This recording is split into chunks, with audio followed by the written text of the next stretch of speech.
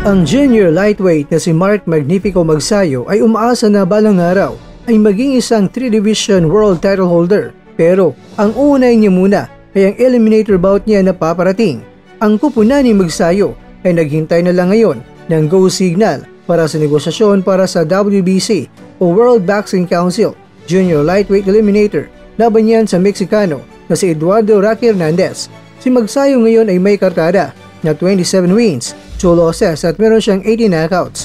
At alam naman natin mga kwento na siya ay under sa Manny Pacquiao Promotions na pinamunuan ng dating multi-division title holder na si Manny Pacquiao.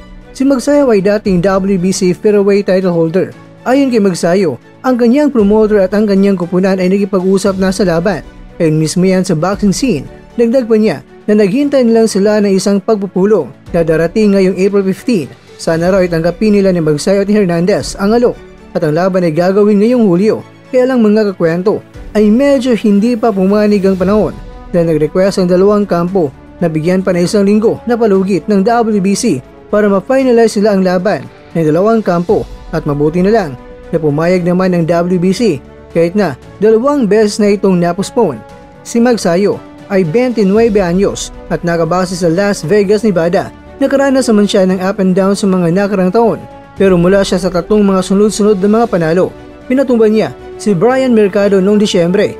Ito ay matapos ang 2 sunod na pagkatalo niya na minarkahan ng 2 talo lamang sa kanyang pro career. Pero bago yon, tinalo niya muna si Gary Russell Jr. at nakuha niya ang WBC title sa featherweight division. Ngayon ay umaasa si Magsayo na muling manalo ng titulo bago magtapos ang taong 2025. Ayon nga kay Magsayo, nasa pagtatapos ng taon, lalaban siya sa isang world title fight kung siya ang mananalo sa title eliminator. Sinabi pa niya na sana manalo siya sa laban na ito at manalo sa world title fight. Si Hernandez ay meron siyang kartada na 37 wins, 2 losses at meron siyang 32 knockouts. Nasa 3-fight winning streak din mula nang natalo siya kay Ushaki Foster sa isang WBC Junior Lightweight title bout. Si Hernandez ngayon mga kwento ay 27 anyos mula sa Mexico City, Mexico. Bumalik sa lona noong buwan ng Pebrero at nanalo siya via unanimous decision laban niyan kay Rene Teles Giron. Si Magsayo ay may mataas na ranking sa Junior Lightweight Division. Pasok siya sa number 2 ranking sa World Boxing Council at sa World Boxing Organization. Si Magsayo ay nakarank din sa International Boxing Federation bilang number 5 sa Lightweight Division.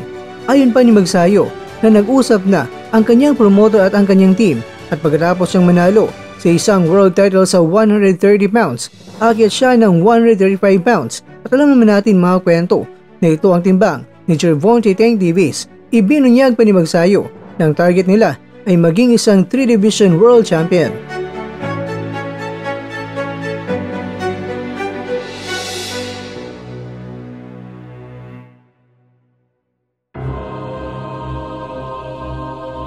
Mga kakwento, ang plano ni Magsayo ay maging katulad ng ating pambansang kamao. Si Pacman ay walang kahirap-hirap na makyat sa mga weight classes at naging kampiyon pa sa buong mundo. Tinukoy ni Magsayo si Pacquiao bilang kanyang mentor at sinabing magpapatuloy siya sa pag-akyat ng timbang.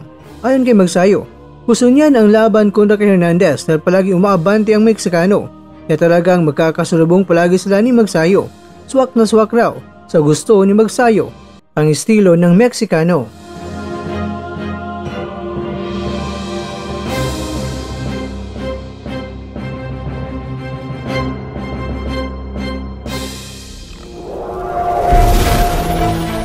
At dyan, nagtatapos ang ating kwento.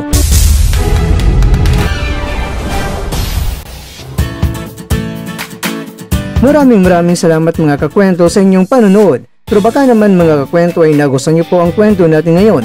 Baka pwede niyo po akong mabigyan dyan ng like, subscribe at pa-click na rin sa bell button.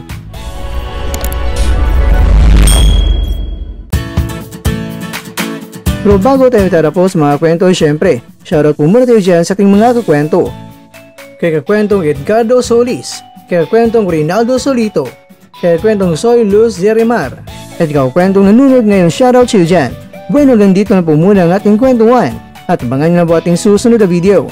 At dito na po yan sa isang channel na kung saan maaring ito'y mga kwentong di pa na kwento sa inyo.